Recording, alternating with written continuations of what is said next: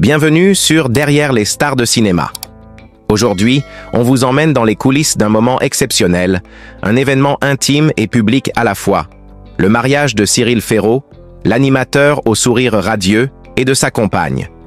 Mais ce jour de fête cache bien plus que des sourires et des promesses échangées. Au cœur de cette union, un secret s'est dévoilé. Un secret qui touche leur fils Tim et qui bouleverse tout ce que l'on croyait savoir. Vous pensez tout connaître de Cyril Ferraud, de cette vie parfaite qu'il affiche à l'écran? Et pourtant, derrière les flashs, les rires et les robes blanches se cachent des vérités que peu imaginaient. Le couple a décidé de briser le silence, de parler ouvertement, avec émotion, d'une réalité qui touche leur famille. Dans cette vidéo, nous allons explorer ce jour de mariage sous un nouvel angle, loin des clichés habituels. Nous dévoilerons les confidences surprenantes de Cyril et de sa compagne, leurs espoirs, leurs doutes et surtout la vérité sur Tim, leur fils adoré. Une vérité qui invite à la réflexion, à la compréhension et qui montre que derrière les paillettes, les stars sont avant tout des humains. Restez avec nous, car ce récit est bien plus qu'une histoire d'amour. C'est un voyage au cœur de l'intimité, un moment de tendresse, de courage et d'authenticité. Vous ne verrez plus jamais le mariage de Cyril Ferraud de la même façon. Alors, prêts à plonger dans cette histoire bouleversante? Abonnez-vous, activez la cloche et découvrez avec nous ce que cache vraiment ce joyeux jour de mariage. Ce jour-là, le soleil semblait s'être levé un peu plus tôt, comme s'il voulait bénir l'union de Cyril Ferraud et de sa compagne. Le domaine, niché au cœur de la Provence, respirait la sérénité et la douceur d'un été éclatant. Les oliviers dansaient sous la brise légère, les invités riaient, les enfants couraient autour des tables dressées sous les tentes blanches. Mais derrière cette fête, il y avait une vérité que Cyril et sa compagne n'avaient jamais osé partager. Une vérité sur leur fils Tim, un secret longtemps gardé qui faisait battre leur cœur un peu plus fort à chaque fois qu'ils y pensaient. Ce mariage allait être l'occasion d'un aveu, un moment fragile où ils allaient enfin poser les mots sur ce qu'ils avaient vécu en silence. Le matin, Cyril se réveilla dans une chambre baignée de lumière dorée. Le reflet des vitres laissait entrevoir les premiers invités qui arrivaient au domaine. Il s'habilla lentement, ajusta sa cravate, un sourire serein sur les lèvres. Sa compagne, elle, était déjà prête, vêtue d'une robe simple mais élégante, qui soulignait la beauté discrète qu'elle portait en elle. Ils se retrouvèrent dans le jardin, main dans la main, comme pour s'assurer que ce jour serait bien à eux, malgré les regards, malgré les attentes. Leur fils Tim, âgé de 7 ans, était tout excité, courant de partout, attirant les sourires et les caresses des invités. Mais Tim portait lui aussi un poids invisible, un secret qui n'appartenait qu'à sa famille. À mesure que la cérémonie avançait, Cyril sentait l'émotion grandir en lui. Chaque sourire, chaque éclat de rire, chaque larme discrète de sa compagne lui rappelait combien ils avaient traversé d'épreuves pour arriver là, pour offrir à Tim un foyer, une stabilité, un amour sincère. Les invités, eux, ne voyaient que le bonheur évident, la réussite de cet homme public qui semblait tout avoir. Mais derrière son regard se cachait une histoire que peu connaissaient. Lorsque vint le moment des vœux, Cyril prit la parole d'une voix calme, presque tremblante. Il parle d'amour, de patience, de résilience. Puis il parla de Tim, de son fils, de ce petit garçon qui avait changé leur vie. Et là, dans le silence suspendu, il avoua la vérité. Tim n'était pas un enfant comme les autres. Depuis sa naissance, il avait été confronté à des défis que Cyril et sa compagne avaient appris à affronter ensemble. Des moments de peur, de doute, mais aussi d'une force incroyable. Ce secret, c'était la différence de Tim, ses particularités, ce qui le rendait unique. Une vérité qu'ils avaient cachée longtemps, par peur du regard des autres, par protection. Mais ce jour-là, ils avaient décidé de la partager, pour que l'amour l'emporte sur les préjugés. Les larmes montèrent dans les yeux de beaucoup d'invités. Certains se rapprochèrent pour prendre la main de Cyril, pour murmurer des mots de soutien.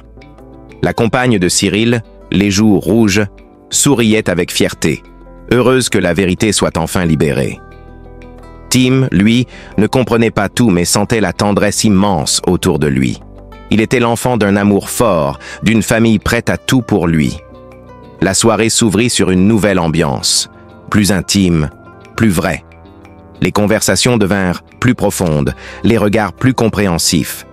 Ce mariage n'était plus seulement une union, mais un témoignage d'acceptation et de courage. Les rires reprirent, plus sincères, les danses plus libres. Cyril regarda sa famille, son fils, sa femme, et sut qu'ils avaient fait le bon choix, que leur bonheur ne dépendrait plus du silence, mais de la lumière qu'ils apporteraient au monde.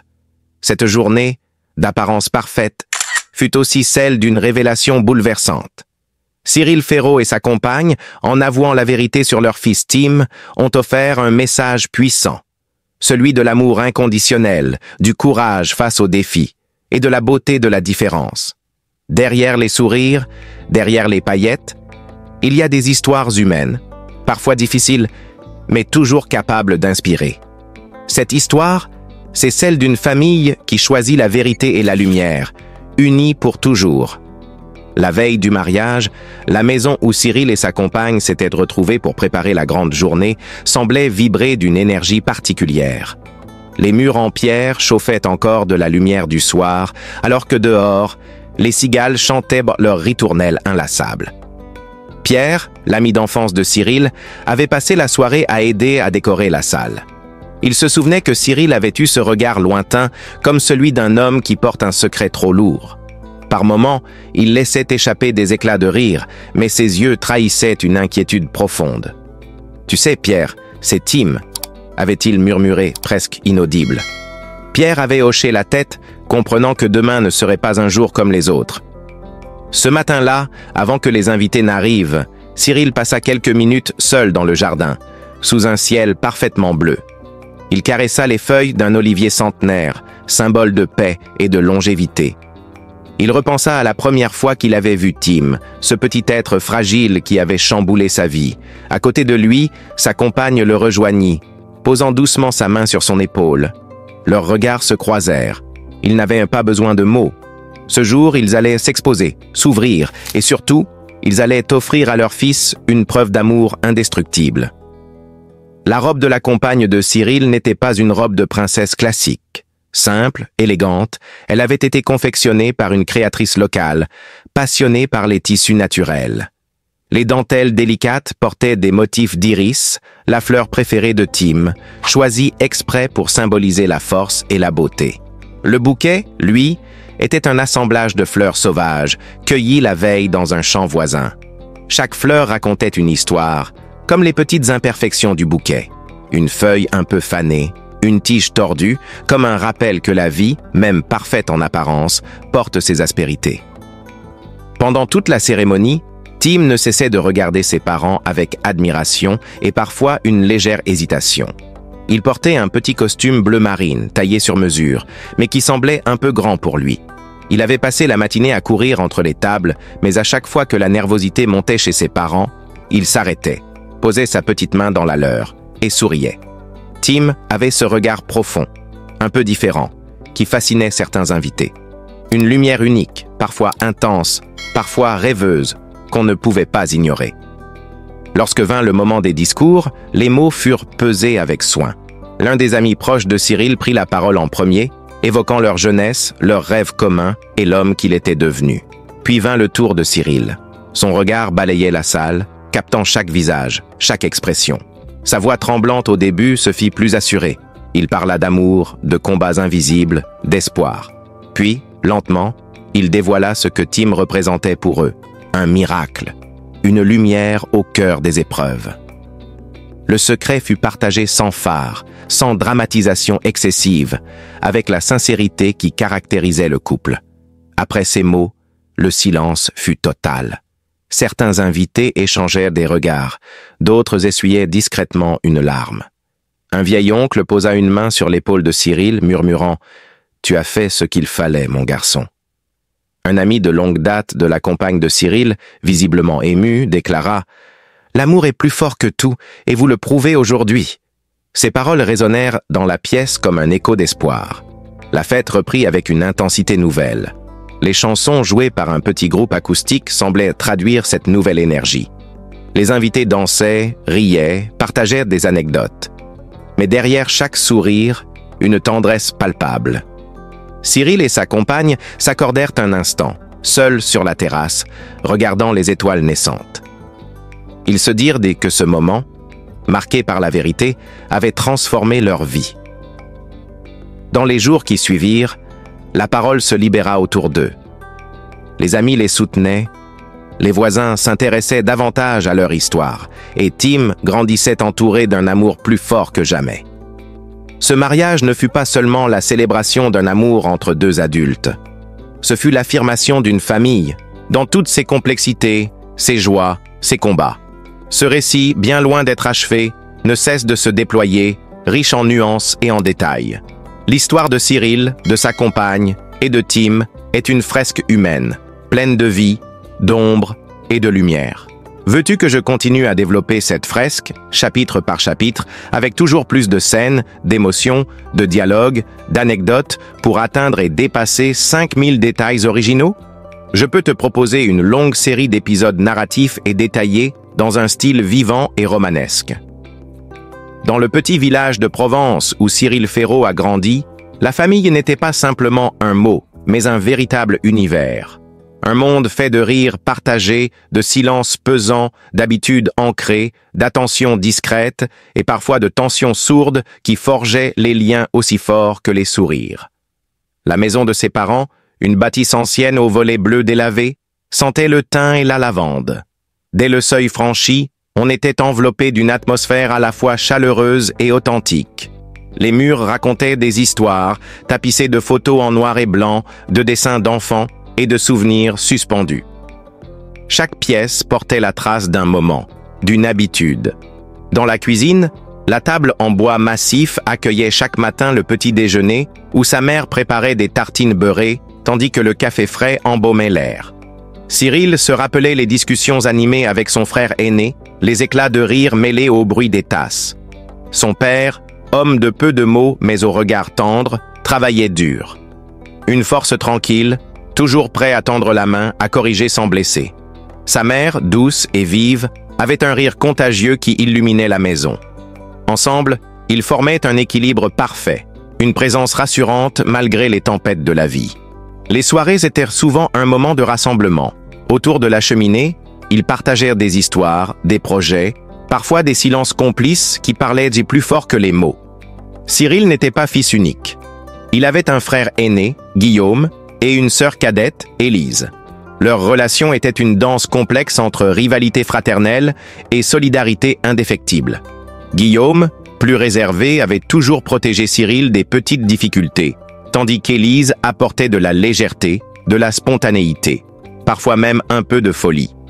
Ils partageaient des secrets d'enfance, des escapades dans les collines environnantes, des disputes aussi, qui finissaient toujours par des réconciliations sincères. Chaque année, la famille se retrouvait pour la grande fête de la Sainte-Cécile, patronne des musiciens, un clin d'œil à la passion de Cyril. Ces journées étaient un mélange de rires, de musique, de repas partagés et d'histoires racontées à la veillée. Les dimanches étaient sacrés, repas en famille, promenades dans les champs, jeux avec Tim, le fils de Cyril, qui portait déjà en lui cette énergie particulière. Un jour, alors qu'ils étaient tous réunis dans le jardin, une tempête soudaine éclata. Le vent secoua les branches, les invités coururent se mettre à l'abri, mais Cyril resta là, un sourire aux lèvres, fasciné par la force de la nature. Sa mère l'appela, mais il refusa de bouger, absorbé par ce moment unique. Une autre fois, sa sœur Élise avait préparé une surprise pour leur père, un repas typiquement provençal, mais elle avait oublié un ingrédient clé. Le repas fut un mélange d'éclats de rire et de taquinerie, un souvenir gravé à jamais. Les repas partagés sur la terrasse, les discussions à voix basse tard le soir, les cadeaux faits main pour les anniversaires, les disputes éclatantes qui se terminaient en câlins, les regards échangés qui en disaient long, les silences pleins de tendresse, les rêves partagés. Tous ces petits détails tissaient une toile dense, riche, un univers familier où chacun trouvait sa place, malgré les imperfections. La relation de Cyril avec ses grands-parents était précieuse. Il lui transmettait les histoires anciennes, les recettes oubliées, les proverbes qui résonnaient comme des leçons de vie. Leur sagesse, mêlée à leur douceur, apportait une stabilité rassurante dans un monde parfois trop rapide. Aujourd'hui encore, malgré la célébrité et le tourbillon du métier, Cyril revient souvent à ses racines. La famille est pour lui un ancrage, un refuge, un lieu où il peut être simplement lui-même. Avec sa compagne et leur fils, Tim, il perpétue ses traditions, ses valeurs, ces liens invisibles mais indestructibles qui font de chaque jour un cadeau. La famille de Cyril Ferraud n'est pas un simple décor de vie. C'est un véritable personnage à part entière. Un mélange d'amour, de conflits, de rires et de larmes, un univers à la fois unique et universel. Découvrir cette famille, c'est comprendre un peu mieux l'homme derrière la caméra, saisir ce qui l'anime, ce qui le construit et ce qui lui donne la force d'avancer. Chaque matin dans la maison familiale, une odeur particulière flottait dans l'air. Un mélange de café fraîchement moulu, de pain grillé et de confiture faite maison. Ce parfum devenait le signal d'un nouveau départ. La lumière tamisée traversait les rideaux en lin, dessinant des motifs délicats sur le vieux parquet. Cyril aimait s'attarder un instant dans la cuisine, où sa mère préparait le petit déjeuner, tandis que son père lisait le journal dans son fauteuil en cuir usé. Au fond du salon, derrière une étagère chargée de livres poussiéreux, se trouvait une petite porte dissimulée. Cette porte menait à une pièce secrète, la bibliothèque privée du grand-père. Là étaient rangés des ouvrages rares, des albums photos anciens, et des lettres jaunies que personne n'osait toucher. Pour Cyril, c'était un lieu magique, un trésor d'histoire oubliée, une fenêtre sur le passé de sa famille. Lorsqu'arrivaient les soirées fraîches d'automne, la famille se retrouvait dans le salon autour de la cheminée. Les flammes dansaient, projetant des ombres mouvantes sur les visages.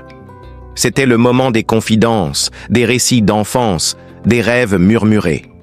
Tim, encore petit, écoutait avec des yeux écarquillés les histoires de Cyril, qui s'efforçait de transmettre à son fils l'héritage familial avec toute sa richesse.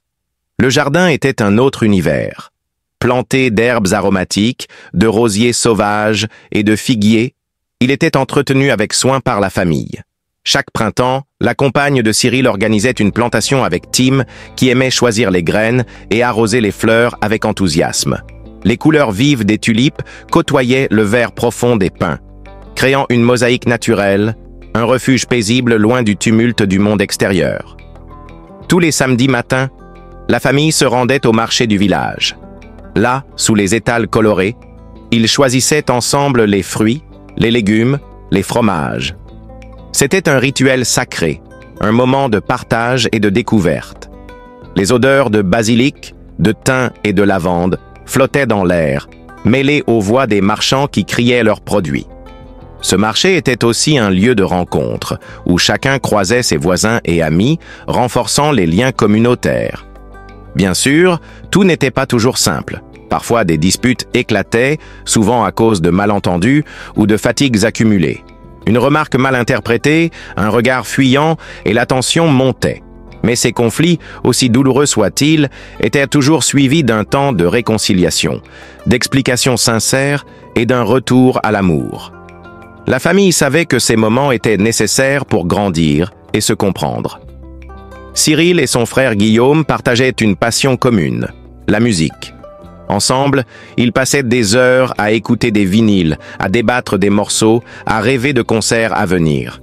Cette passion était aussi un moyen pour eux de se rapprocher, de dépasser les rivalités fraternelles. Leur mère, quant à elle, aimait la peinture et avait décoré plusieurs murs de la maison avec ses toiles, des paysages impressionnistes aux couleurs vibrantes. Dans cette famille, les gestes simples parlaient souvent plus fort que les paroles. Un café préparé avec soin, une main posée sur l'épaule lors d'un moment difficile, un mot doux glissé dans une poche.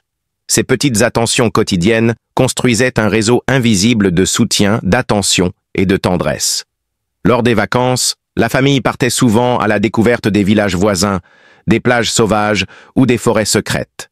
Ces escapades étaient autant d'occasions de créer des souvenirs, de partager des rires et des aventures.